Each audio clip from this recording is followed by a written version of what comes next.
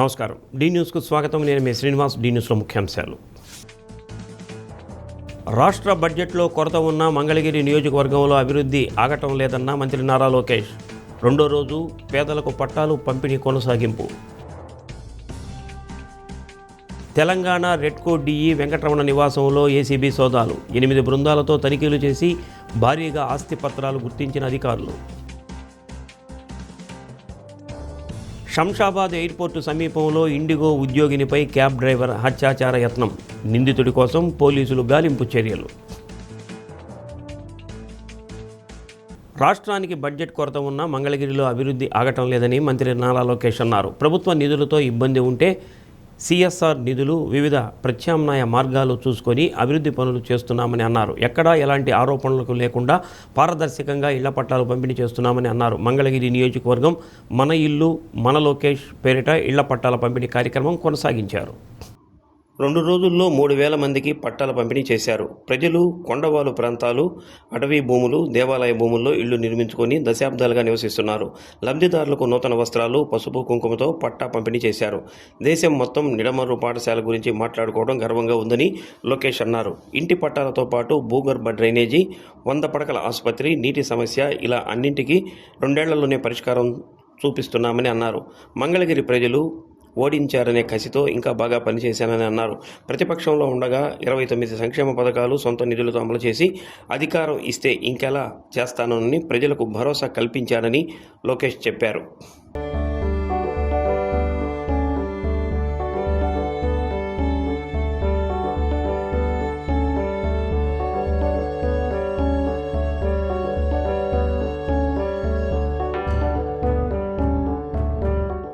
నాకు సొంత అక్క చెల్లెలు లేరు, కానీ ఈరోజు మిమ్మల్ని అందరూ చూస్తుంటే నా సొంత అక్క చెల్లెలు చూసినట్టు నాకు అనిపిస్తుంది. అమ్మా, నేను మంగళగిరిలో పుట్టలేదు, మంగళగిరిలో పెరగలేదు, నాకు బంధుత్వం లేదు. 2019లో కరెక్ట్గా 23 రోజుల ముందల తెలుగుదేశం పార్టీ శాసనసభ అభ్యర్థిగా మీ ముందర నిలబడ్డా. మీ సమస్యలు నాకు అర్థం అవ్వలేదు, నేనేంటో మీకు తెలియలేదు. వేదిక మీద నాయకులు ఆనాడు నాకు చెప్పారు, ఇంటి పట్టాలు రెగ్యులరైజ్ చేస్తామని మీరు ఒక మాట ఇవ్వండి అని 2019లో చెప్పారు. కానీ వాళ్ళకి నేను ఒకటే చెప్పా, ఆ సమస్య ఏంటో నాకు తెలియదు, నాకు తెలియనప్పుడు నేను లేనిపోని హామీలు ఇవ్వకూడదు అని చెప్పా. 5,300 ఓట్లతో నేను ఓడిపోయా. ఓటమి అనేది ఎవరికైనా బాధ కలుగుతుంది, కానీ ఆ ఓటమి బాధ నాలో కసి పెంచింది తల్లి. 5 సంవత్సరాలు మీకు కష్టపడాలి, మీ సమస్య తెలుసుకోవాలి, మీ మనసు గెలుచుకోవాలి లక్ష్యంతో నా ప్రయాణం నేను ప్రారంభించాను తల్లి. దయచేసి ఇక్కడ ఉన్న వాళ్ళందరూ ఒక్కసారి ఆలోచించండి. 5 సంవత్సరాలు అహర్నిశలు మీకోసం కష్టపడ్డానమ్మా. అందుకే 24 ఎన్నికలప్పుడు మీ దగ్గరకు వచ్చా. ఆనాడు మీ అందరికి ఒక మాట ఇచ్చా, ప్రతిపక్షంలోనే మీ లోకేష్ ఇంత కష్టపడితే రేపు అధికారంలోకి వచ్చిన తర్వాత ఎంత కష్టపడతారో ఒక్కసారి ఆలోచించమన్నా. 5 సంవత్సరాలు నేను అనేక ఇబ్బందులు పడ్డా. ఆనాడు అధికారంలో ఉన్నవారు అనేక మాటలు నన్ను అన్నారు, నా గౌరవాన్ని మీరు కాపాడండి, నేను ఏ మెజారిటీ అయితే ఓడిపోయినా దాని పక్కన ఒక్క 0 పెట్టి శాసనసభకు పంపించాలని ఆనాడు కోరా. ఎవరు ఊహించలా, గౌరవ ముఖ్యమంత్రి చంద్రబాబు నాయుడు గారు ఊహించలా. ఎంతమంది శ్రేయోభిలాషులు చెప్పారు నాకు, కేవలం ఒక మంగళగిరి నియోజకవర్గంలోనే కాదు 2 నియోజకవర్గాల్లో పోటీ చేయని. నేను అడిగా ఎందుకని. 1985 తర్వాత గెలవని నియోజకవర్గం అని. అప్పుడు వాళ్ళు ఒకటే చెప్పా, ప్రజల మనసు నేను గెలిచాను అనుకుంటున్నాను, తప్పనిసరిగా ఏకైక నియోజకవర్గం మంగళగిరిలోనే పోటీ చేస్తానని చెప్పాను. మీ అందరి ఆశీస్సులతో ఆంధ్ర రాష్ట్ర చరిత్రలోనే టాప్ 3 మెజారిటీ 91,000 మెజారిటీతో శాసనసభ గడప దొక్కారు. మరింత నా పైన బాధ్యత పెరిగింది. అందుకే మొదటి విడత కింద 3,000 ఇల్లు పట్టాలు ఇచ్చాం. ఈరోజు రెండో విడత కింద ఇంకొక 3,000 ఇంటి పట్టాలు మేము అందజేస్తున్నాం. అంటే పారదర్శకంగా ఎక్కడ ఆరోపణలు రాని విధంగా ఈరోజు మేము మీకు ఇంటి పట్టాలు ఇస్తున్నాం. ఆనాడు మీ దగ్గరికి వచ్చిన ఒకే ఒక మాట చెప్పా, తల్లి సమస్య అర్థం చేసుకున్నా బట్టలు పెట్టి మరి పట్టాలు అందించే బాధ్యత మీ లోకేష్ అని చెప్పాను. ఇచ్చిన హామీ మేరకు ఈరోజు బట్టలు పెట్టి గౌరవంగా. పత్రికా స్వేచ్ఛ ఎంత ముఖ్యమో మీడియా బాధ్యత కూడా అంతే ముఖ్యమని ఢిల్లీ హైకోర్టు స్పష్టం చేసింది. ప్రస్తుతం మొబైల్ ఫోన్, మైక్రోఫోన్ ఉంటే ఎవరైనా తమను తాము రిపోర్టర్గా ప్రకటించుకుంటున్నారని, అయితే వారిలో చాలామందికి శిక్షణ, వృత్తిపరమైన జవాబుదారీతనం లేదని కోర్టు వ్యాఖ్యానించింది. ప్రస్తుతం digital media, YouTube journalism, media నియంత్రణపై దేశవ్యాప్తంగా చర్చకు దారితీసే అవకాశం ఉందని నిపుణులు భావిస్తున్నారు. ఓ యూట్యూబ్ ఛానల్ కోసం పనిచేస్తున్న 2 ఫ్రీలాన్స్ రిపోర్టర్లపై దాడి కేసులో 2 నిందితులకు బెయిల్ మంజూరు చేస్తూ జస్టిస్ గిరీష్ ఖద్పాలియా ఈ వ్యాఖ్యలు చేశారు. ఢిల్లీలోని సిమాపురి ప్రాంతంలో అనుమతి లేకుండా నిర్మించారని ఆరోపణలు ఉన్న ఓ ప్రార్థనా స్థలం వద్ద వీడియో చిత్రీకరణ చేశారు. దీంతో స్థానికులు ఆగ్రహించి వారిని తరిమారు. వాళ్ళు వెళ్లి ఓ బస్సు ఎక్కారు. స్థానికులు కూడా అదే బస్సు ఎక్కి ఆ రిపోర్టర్లను చితకబాదారు. అలా కొట్టిన వారిలో చాలామందిపై కేసులు నమోదైనా ఓ 2 మాత్రం పోలీసులు అరెస్ట్ చేశారు. వాళ్లకు బెయిల్ ఇచ్చే విషయమై కోర్టులో విచారణ జరిగింది. విచారణ సందర్భంగా ఈ ఘటనపై ప్రెస్ స్వేచ్ఛపై దాడిగా అభివర్ణించిన ప్రాసిక్యూషన్ వాదనను కోర్టు పూర్తిగా అంగీకరించలేదు. బాధితులు గుర్తింపు పొందిన మీడియా సంస్థలకు చెందిన వారు కాదని కోర్టు గమనించింది. అలాగే ఈ ఘటనలో నిందితుల పాత్ర పూర్తిగా స్పష్టంగా లేదని పేర్కొంటూ వారికి బెయిల్ మంజూరు చేసింది. సోషల్ మీడియా, డిజిటల్ ప్లాట్ఫాముల విస్తరణతో మీడియా రంగంపై ఎక్కడ నియంత్రణ లేకుండా పోయిందని, ఈ రంగం అస్తవ్యస్తంగా తయారైందని కోర్టు ఆందోళన వ్యక్తం చేసింది. ఈ నేపథ్యంలో ప్రెస్ స్వేచ్ఛను కాపాడుతూనే వృత్తిపరమైన జవాబుదారీతనం, నైతిక ప్రమాణాలు, చట్ట పాలనను నిర్ధారించేలా తగిన నియంత్రణ వ్యవస్థను రూపొందించే అంశాన్ని చట్టసభలు పరిశీలించాల్సిన సమయం వచ్చిందని జస్టిస్ ఖద్పాలియా అభిప్రాయపడ్డారు. కోర్టు వ్యాఖ్యలు ప్రస్తుతం digital media, YouTube journalism, media నియంత్రణపై దేశవ్యాప్తంగా చర్చకు దారితీసే అవకాశం ఉందని నిపుణులు భావిస్తున్నారు.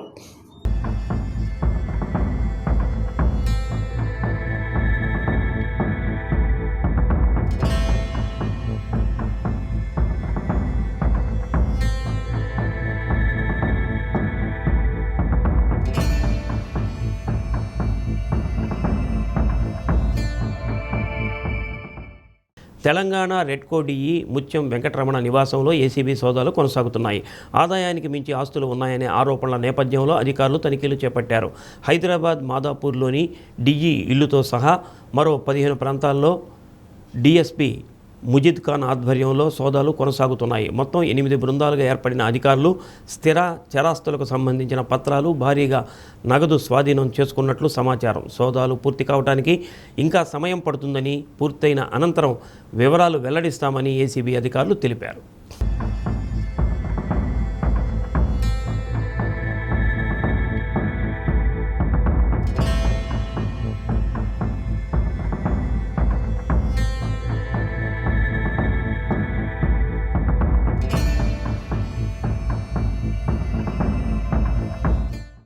కేజీ నుంచి పీజీ వరకు విద్యార్థుల సమస్యలను పరిష్కరించాలని కోరుతూ ఈ నెల 24వ తేదీ దేశవ్యాప్తంగా జరగనున్న విద్యాసంస్థల బంద్ జయప్రదం చేయాలని విద్యార్థి సంఘాల నాయకులు పిలుపునిచ్చారు. ఒంగోలు ఎల్బీజీ భవన్లో ఏర్పాటు చేసిన మీడియా సమావేశంలో ఎస్ఎఫ్ఐ జిల్లా నాయకుడు సిహెచ్ వినోద్, పీడీఎస్యూ రాష్ట్ర ఉపాధ్యక్షుడు ఎల్ రాజశేఖర్ వివరాలు వెల్లడించారు. విద్యార్థి సంఘాలు, ప్రజా సంఘాల, కార్మిక సంఘాలు ఐక్యంగా బంద్కు పిలుపునివ్వడం జరిగిందని అన్నారు. ఎస్ఎఫ్ఐ జిల్లా అధ్యక్షుడు దేవా, కార్యదర్శి బండి వీరాస్వామి పాల్గొన్నారు. కేంద్ర విద్యాశాఖ మంత్రి తక్షణ రాజీనామా చేయాలని చెప్పేసి ప్రతిపక్ష నేత రాహుల్ గాంధీ గారు పీఎం ముందు ధర్నా చేస్తే ఆయన కూడా ఈడ్చిపడేసి అరెస్ట్ చేసిన పరిస్థితి మనకు కనిపిస్తూ ఉంది. ఇంత దుర్మార్గమైన ఎమర్జెన్సీ అప్పుడు మనం 1947 ముందు బ్రిటిష్ వారి కాలంలో కూడా ఇంతకు మించి జరగల. కాబట్టి దీనికి ప్రధాని నరేంద్ర మోడీ బాధ్యత వహిస్తూ అట్లనే ఇవాళ మన మిత్రులు చెప్పినట్టు పార్లమెంట్లో చర్చ జరగాల. ఇవాళ పేపర్ లీక్ జరుగుతూ ఉంది. దేశవ్యాప్తంగా నూతన జాతీయ విద్యా విధానం అమలులోకి వచ్చిన తర్వాత మొత్తం విద్యారంగమే పడిచిపెట్టిపోయింది. మరి ప్రభుత్వ విద్యను కాపాడాలని చెప్పేసి ఇవాళ విద్యార్థులు అడుగుతూ ఉంది. దీనికి సంబంధించి సమాధానం చెప్పకుండా విద్యార్థులను లాఠీచార్జ్ చేయడం చాలా దుర్మార్గం. దీన్ని ఖండిస్తూ భారతదేశ వ్యాప్తంగా కేజీ నుంచి పీజీ వరకు విద్యా సంస్థల బంద్కి లెఫ్ట్ విద్యార్థి సంఘాలతో పాటుగా మిగిలిన వామపక్ష విద్యార్థి సంఘాలు, ప్రజా సంఘాలు, మహిళా సంఘాలు అన్ని కూడా బంద్ను పిలిపించి ప్రకాశం జిల్లాలో కూడా ఈ యొక్క బంద్ని జయప్రదం చేయాలని చెప్పేసి అన్ని రకాల విద్యా సంస్థలకి, విద్యార్థి తల్లిదండ్రులకి పీడీఎస్, ఎస్ఎఫ్ఐ సంఘాలు విజ్ఞప్తి చేస్తూ ఉన్నాయి. జూలై 24వ తేదీన దేశవ్యాప్తంగా కేజీ నుంచి పీజీ వరకు విద్యా సంస్థల బంద్కి ఎస్ఎఫ్ఐ, ఏఐఎస్ఎఫ్, పీడీఎస్యు అట్లానే ఇతర విద్యార్థి యువజన సంఘాలు వాటితో పాటు ప్రజా సంఘాలు కార్మిక సంఘాలు అన్నీ కలిపి విద్యా సంస్థల బంద్కి పిలుపునివ్వడం జరిగింది. ఈ బంద్ యొక్క ముఖ్య ఉద్దేశం ఒకటే, నీట్ పేపర్ లీకేజీలను నిరసిస్తూ దాంట్లో జరిగిన అవకతలకి కేంద్ర విద్యాశాఖ మంత్రి బాధ్యత వహించి ఆయన రాజీనామా చేయాలని చెప్పి, ఎన్టీఏ సంస్థని రద్దు చేయాలని చెప్పి, భవిష్యత్తులో విద్యా పరీక్షా విషయాల్లో అవకతలు జరగకుండా చూడాలని చెప్పి బంద్కు పిలుపునివ్వడం అనేది జరుగుతుంది. ప్రభుత్వమే స్పందించి మొదట జరిగినటువంటి నీట్ పరీక్షని రద్దు చేసి రెండవసారి కూడా నిర్వహించింది. అంటే దాంట్లో పేపర్ లీకేజ్ జరిగినట్టు ప్రభుత్వమే భావించింది. మరి అది జరిగిన తర్వాత దీనికి అనేక మంది విద్యార్థులు ఆత్మహత్యలు చేసుకున్నారు. అట్లానే ఫస్ట్ సారి పరీక్ష రాసినటువంటి వాళ్ళు రెండవసారి సుమారు 2 లక్షల దాకా విద్యార్థులు పరీక్షలో పాల్గొనలేదు. రాసినటువంటి వాళ్ళకి మార్కులు తగ్గినాయి. ఇంత విద్యార్థులకి నష్టం జరగడానికి కారణం ఎన్టీఏ సంస్థ, దీనికి బాధ్యత వహిస్తున్నటువంటి కేంద్ర విద్యాశాఖ మంత్రి. వీళ్ళు ఎందుకు మాట్లాడటం లేదు? విద్యార్థుల యొక్క ప్రాణాలకు కానీ వాళ్ళ యొక్క శ్రమకు కానీ ఎందుకు విలువ ఇవ్వటం లేదు? అందుకోసం అని చెప్పి విద్యార్థుల పట్ల కేంద్ర ప్రభుత్వ నిర్లక్ష్య వైఖరిని నిరసిస్తూ 24వ తేదీన బంద్ నిర్వహిస్తూ ఉన్నాం. దీని మీద ఢిల్లీలో ఉద్యమం చేస్తున్న వాళ్ళ మీద అత్యంత దారుణంగా పాశవికంగా వ్యవహరించారు. దీన్ని కూడా మేము ఖండిస్తూ ఉన్నాం. అందుకోసం జరుగుతున్న ఈ బంద్ని ప్రకాశం జిల్లాలో విజయవంతం చేయాలని, దానికి జిల్లాలో ఉన్నటువంటి విద్యా సంస్థల యాజమాన్యాలు, ప్రభుత్వ ఉపాధ్యాయులు, వివిధ సంఘాలు, సంస్థలు అందరూ సహకారం అందించి ఈ దేశవ్యాప్త బంద్ని జయప్రదం చేయాలని చెప్పి కోరుతాం. ఏదైతే జూలై 24వ తారీఖున దేశవ్యాప్త విద్యా సంస్థల బంద్కి ఎస్ఎఫ్ఐ ఇతర లెఫ్ట్ విద్యార్థి సంఘాలు పిలుపునిచ్చున్నాయి. అందులో భాగంగా ఎస్ఎఫ్ఐ ప్రకాశం జిల్లా కమిటీ ఆధ్వర్యం కూడా ఎస్ఎఫ్ఐ, పీడీఎస్యు, ఏఐఎస్ఎఫ్ ఇలా ఇతర సంఘాలను కలుపుకొని, ఈ ఇతర కార్మిక సంఘాలను కలుపుకొని జిల్లా వ్యాప్తంగా బంద్ కూడా మేము విజయవంతం చేయడానికి అన్ని విద్యాసంస్థలని మాకు సహకరించాలని కోరుతున్నాము. అదేవిధంగా ఏదైతే ఢిల్లీలో జరుగుతున్నటువంటి ఏదైతే శాంతియుత ర్యాలీ మీద పోలీసులు పాశవికంగా విద్యార్థుల మీద దాడి చేయడం కానీ, మహిళలను కూడా చూడకుండా లాఠీ చార్జీలు చేయడం కానీ దీని మీద తీవ్రంగా ఖండిస్తున్నాం. దీంతో పాటు ఈ 24వ తారీఖు జరిగే బంద్ని అందరూ జయప్రదం చేయాలని కోరుతూ. కర్ణాటకలోని మైసూరు జిల్లా హుణసూరు పట్టణం న్యూ మారుతి లేఅవుట్లో దారుణం చోటు చేసుకుంది. 49 ఏళ్ల హరీష్ అనే వ్యక్తి తన భార్య 36 ఏళ్ల నిశ్చిత, 13, 6 ఏళ్ల వయసున్న 2 పిల్లలను హత్య చేసి అనంతరం తాను బలవన్మరణానికి పాల్పడ్డాడు. భార్య పిల్లల నోటికి ప్లాస్టర్స్ అంటించి గొంతు నులిమి హత్య చేసి ఆ తరువాత ఉరివేసుకున్నాడని పోలీసులు తెలిపారు. 3 రోజుల కిందటే తల్లిని తన అమ్మమ్మ వాళ్ళ ఊరికి హరీష్ని పంపించాడు. మంగళవారం ఉదయం ఎంతకీ తలుపు తీయకపోవడంతో పొరుగు వారికి అనుమానం వచ్చి పోలీసులకు సమాచారం అందించారు. తలుపులు బద్దలు కొట్టి లోపలికి వెళ్లి చూడగా 4 మృతదేహాలు కనిపించాయి. ఆత్మహత్యకు కారణాలు గుర్తించవలసి ఉందని హుణసూరు పోలీసులు తెలిపారు.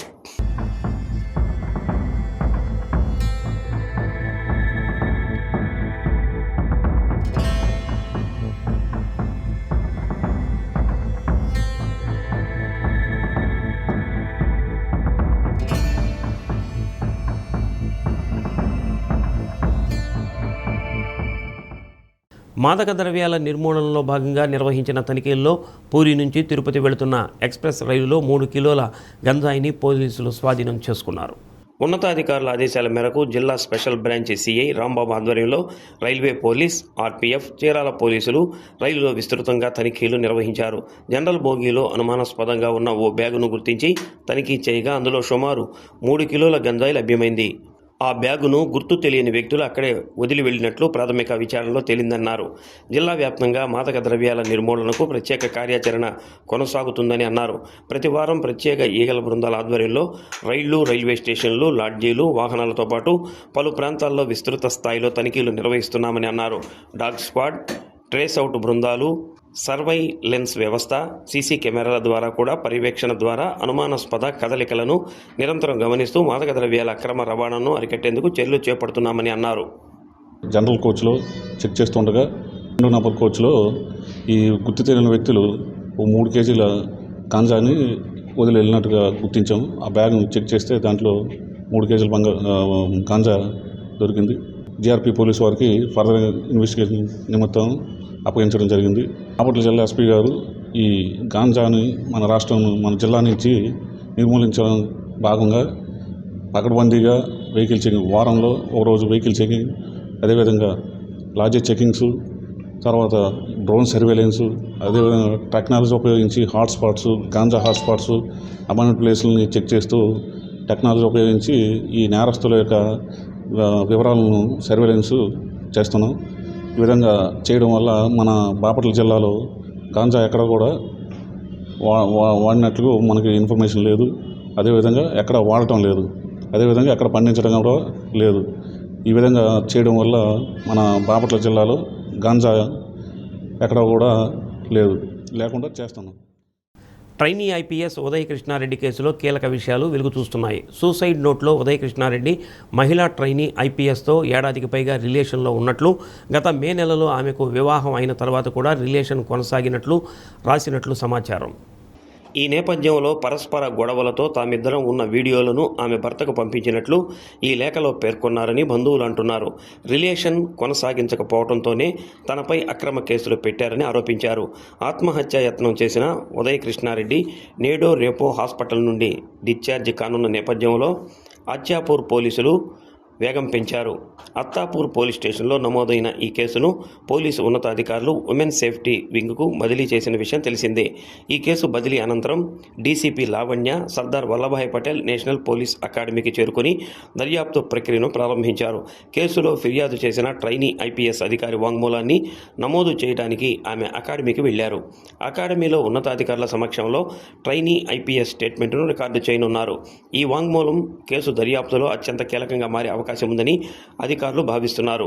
ఫిర్యాదులో పేర్కొన్న ఆరోపణలు, అందుబాటులో ఉన్న డిజిటల్ ఇతర ఆధారాలు, సంబంధిత వ్యక్తుల వాంగ్మూలాలను సమగ్రంగా పరిశీలించనున్నారు.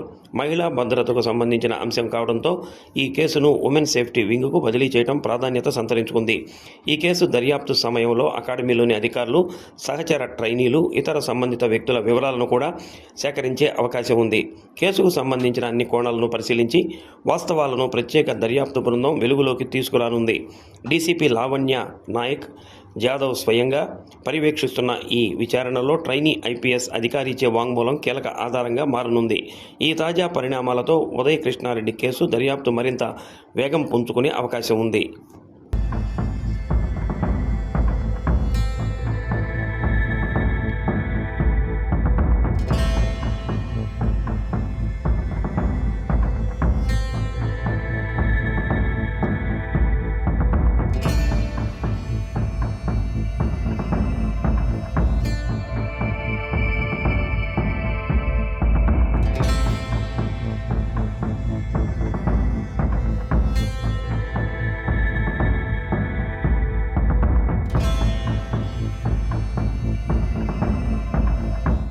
హైదరాబాద్ శంషాబాద్ ఎయిర్పోర్టు సమీపంలో ఇండిగో ఉద్యోగినిపై క్యాబ్ డ్రైవర్ హత్యాచార యత్నం చేసిన ఘటన కలకలం రేపింది. ఇండిగో ఉద్యోగిని రోజు మాదిరిగానే రాత్రి విధులకు క్యాబ్లో ఇంటి నుంచి బయలుదేరారు. క్యాబ్ డ్రైవర్ శంషాబాద్ ఎయిర్పోర్టు సమీపంలోని నిర్మానుష్య ప్రదేశంలోకి కారును మళ్లించి అత్యాచార యత్నం చేశాడు. ఉద్యోగిని తీవ్రంగా ప్రతిఘటించడంతో నిందితుడు అక్కడి నుంచి పరారయ్యాడు. ఈ ఘటనపై బాధితురాలు శంషాబాద్ ఎయిర్పోర్టు అవుట్పోస్ట్ పోలీసులకు ఫిర్యాదు చేశారు. కేసు నమోదు చేసి దర్యాప్తు చేపట్టిన పోలీసులు నిందితుడి కోసం గాలిస్తున్నారు. ఈ ఘటన నేపథ్యంలో ఎయిర్పోర్ట్ అధికారులు ఉద్యోగుల రవాణా భద్రతపై సమీక్ష నిర్వహించారు.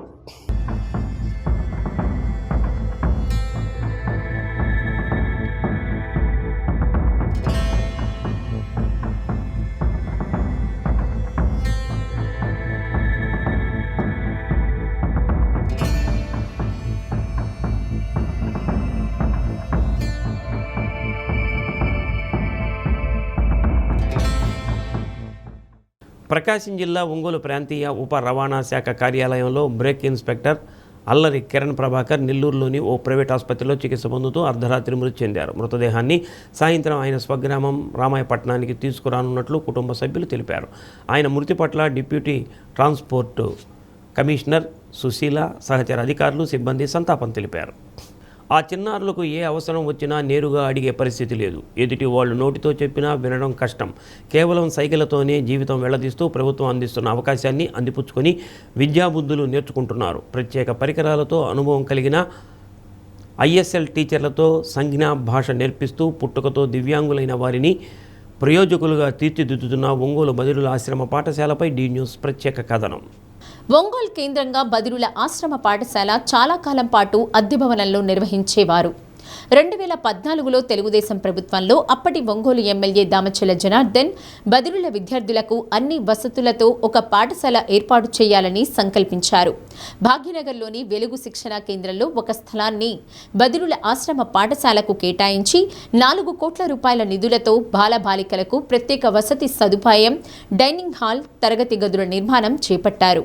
ఇటీవల రాష్ట్ర మంత్రి డాక్టర్ డోలా శ్రీ బాలవీరంజనీయ స్వామి పాఠశాలకు ప్రహరీతో పాటు అదనపు గదులు నిర్మాణానికి సాస్కి నిధులు కేటాయించి క్రీడా ప్రాంగణంతో పాటు అన్ని వసతులు ఏర్పాటు చేశారు. బదిరుల ఆశ్రమ పాఠశాలలో 1 నుండి 10వ తరగతి వరకు ఉచిత విద్య అందిస్తున్నారు. ఉమ్మడి ప్రకాశం జిల్లా విద్యార్థులతో పాటు నెల్లూరు, గుంటూరు, పల్నాడు జిల్లాలకు చెందిన విద్యార్థులు చదువుకుంటున్నారు. తాజాగా 10వ తరగతిలో 100% ఫలితాలు సాధించారు. ప్రభుత్వ పాఠశాలల్లో అందించే వసతి సౌకర్యాలన్నీ ఇక్కడ సమకూర్చారు. యూనిఫామ్, డాక్టర్ సర్వేపల్లి రాధాకృష్ణ విద్యా కిట్ అందించడంతో పాటు నిర్దేశించిన మెనూ ప్రకారం నాణ్యతతో కూడిన ఉచిత భోజనం పెడుతున్నారు. డీజీఆర్ ట్రస్ట్ తరపున ట్రస్టీ దామచల్ల నాగసత్యలత పాఠశాలకు 50 మంచాలు సమకూరుస్తున్నారు. కంప్యూటర్ ల్యాబ్ ఏర్పాటు చేశారు. పాఠశాలలో అందిస్తున్న విద్యా వసతులు తదితర వివరాలను ప్రిన్సిపల్ పద్మజ వెల్లడించారు.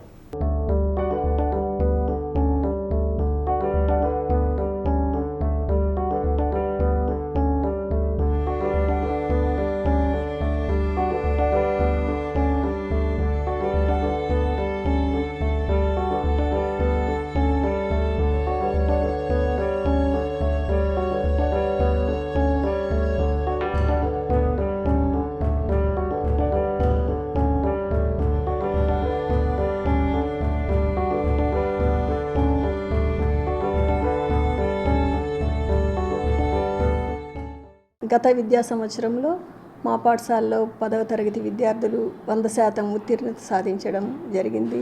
26-27 విద్యా సంవత్సరానికి గాను అడ్మిషన్స్ ప్రారంభమైనాయి. ఈ విద్యా సంవత్సరంలో మా పాఠశాలకి 12 మంది విద్యార్థులు చేరడం జరిగింది.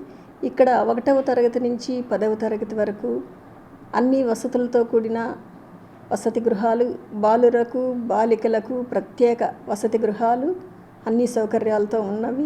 నెల్లూరు జిల్లా, ఉమ్మడి ప్రకాశం జిల్లా, గుంటూరు జిల్లా, పల్నాడు జిల్లా అన్ని జిల్లాల నుంచి మన దగ్గరికి విద్యార్థులు చదువుకోవడానికి రావడం జరుగుతుంది.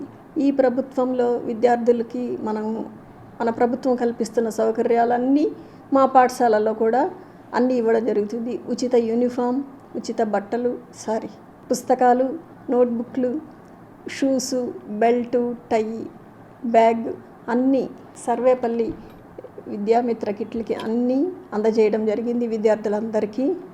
అదేవిధంగా ప్రభుత్వం సూచించిన మెనూ ప్రకారం మేము భోజన వసతి అన్నీ చక్కటి ఆరోగ్యకరమైన ఆహారాలు అందిస్తున్నాం. వారానికి 2 సార్లు చికెను, ప్రతిరోజు గుడ్డు ఇవ్వడం జరుగుతుంది. ఎమ్మెల్యే గారు గౌరవనీయులు వాళ్ళ మేడం గారు వాళ్ళ ట్రస్ట్ ద్వారా మన విద్యార్థులకు 50 మంచాలు ఇవ్వాలని కూడా మనకు డిసైడ్ చేసుంటారు సార్. అవి కూడా తొందరలో బాలుర వసతి గృహానికి వస్తాయి. మన ప్రభుత్వం ఇచ్చినటువంటి శ్రీ వికలాంగుల సంక్షేమ శాఖ మంత్రి అయినటువంటి శ్రీ డోలా బాల వీరాంజనేయ స్వామి గారు మనకు సాస్కి నిధుల ద్వారా కాంపౌండ్ వాళ్ళు నిర్మించడం జరిగింది.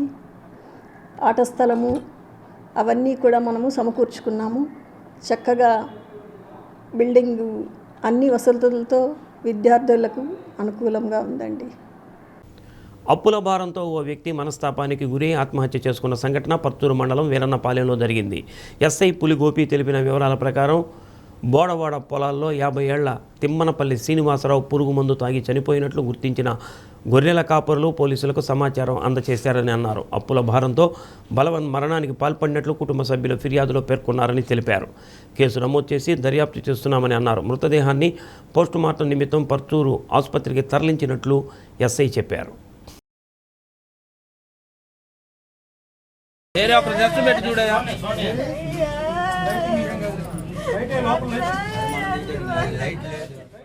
చీరాలలో ఓడరేవు పిడుగురాళ్ల హైవేపై ఎదురెదురుగా 2 కార్లు ఢీకొన్న ఘటనలో ఓ వ్యక్తి తీవ్రంగా గాయపడ్డాడు. క్షతగాత్రుడిని ప్రభుత్వాసుపత్రికి తరలించారు. హైదరాబాద్ నుంచి చీరాల వస్తున్న క్రమంలో చీరాల వైపు నుంచి వచ్చే కారు తమను ఢీకొందని క్షతగాత్రులు తెలిపారు.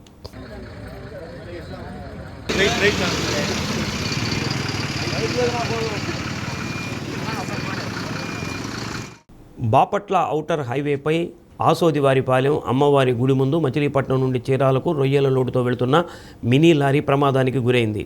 ప్రయాణంలో వెనుక టైర్లు ఊడిపోవడంతో వాహనం బోల్తా కొట్టింది. ఈ ప్రమాదంలో వాహనంలో ఉన్నవారు సురక్షితంగా బయటపడ్డారు.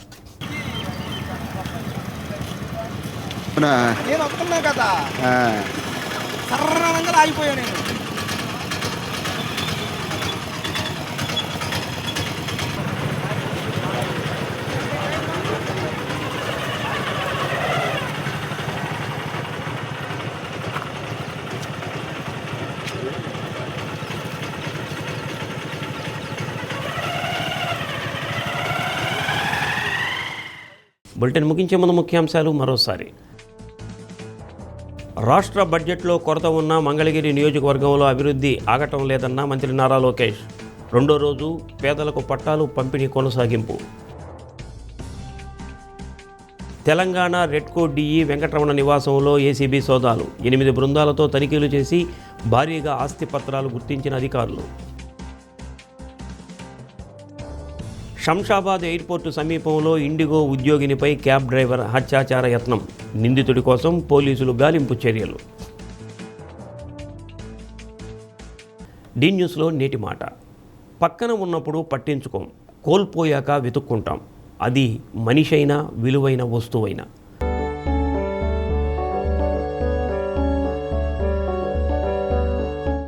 డి న్యూస్ ఇంతటితో సమాప్తం. నమస్కారం.